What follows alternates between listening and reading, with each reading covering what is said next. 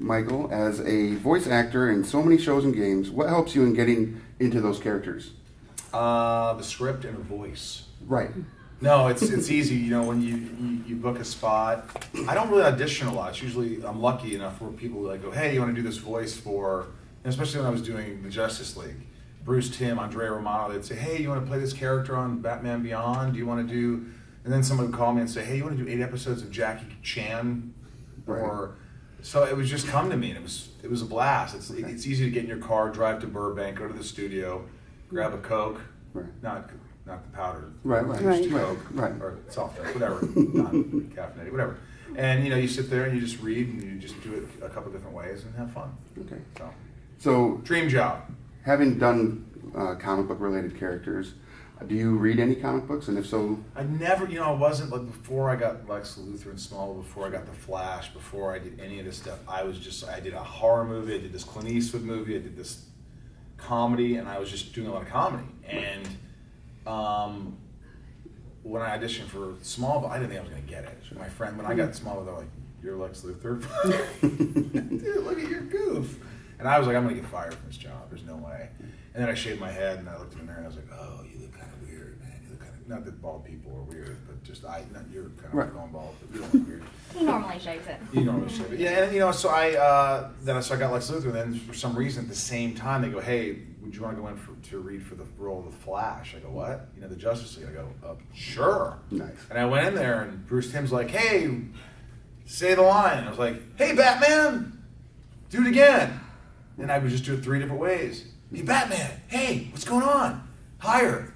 Hey, Batman, listen, man. And all of a sudden I just kept doing it. And he goes, thanks. And I walked out thinking that was it. And they go, you're the Flash. Right. So I'm like, I'm the Flash? I'm Lex Luthor? I better start getting into this thing, man.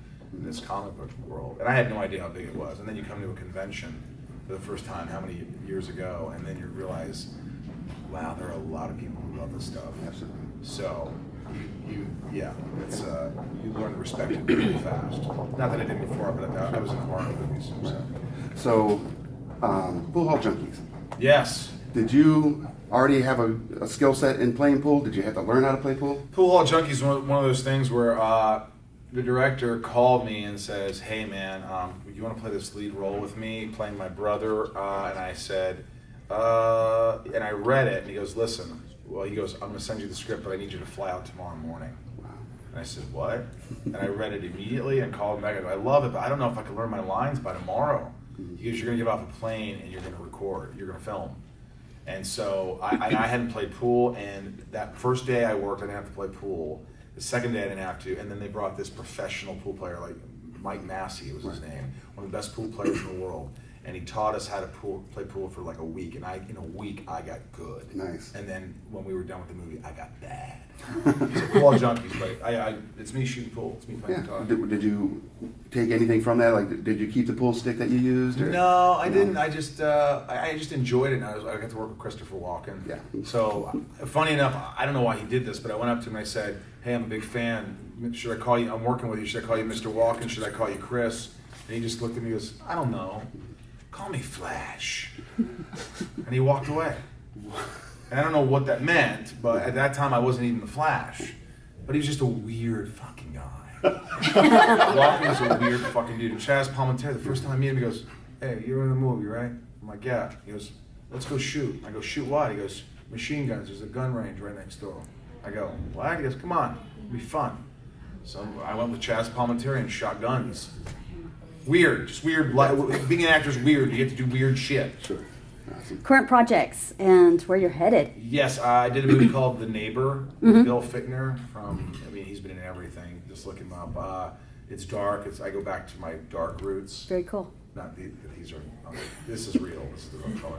But I get to play a dark character, and it's kind of a guy with a middle-age crisis, sort of just figuring it out. And these neighbors move in, and we're weird. And anyway, there was that, and I was on this episode of Typical Rick, my friend Nick Swartz's show on Comedy Central, and I got a new podcast called Inside of You with Michael Rosenbaum. I'm interviewing Tom Welling, Emily Kinney from Walking Dead, Chris Hardwick, cool. Henry Winkler, a bunch of actors. Dak Shepard's on this week, Inside of You with Michael Rosenbaum. It's free. You can go to themichaelrosenbaum.com and watch it in my living room. It's in my living room, or you could, it's free on iTunes as well. Perfect. And I wrote a horror movie and I'm trying to get it made. Awesome. Yeah. Thank you. Appreciate that. All right, we have time for the one last question. Yeah. One more. Actually, he started about the voice. I really like hearing about voiceovers and gaming and all that. What one character that you did really stands out? I know it's a simple question. For but voice? Yeah. What stands out? I did some video games. I did this game Yakuza. What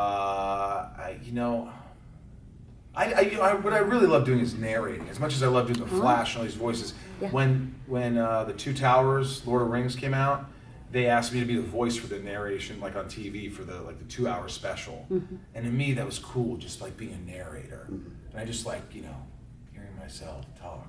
Very cool. I don't know, it was great. I love it all. I love when Bruce Timm calls me to go. He goes, "Hey, do Christopher Walken as the Scarecrow and Batman Unlimited." Okay, or Batman Beyond.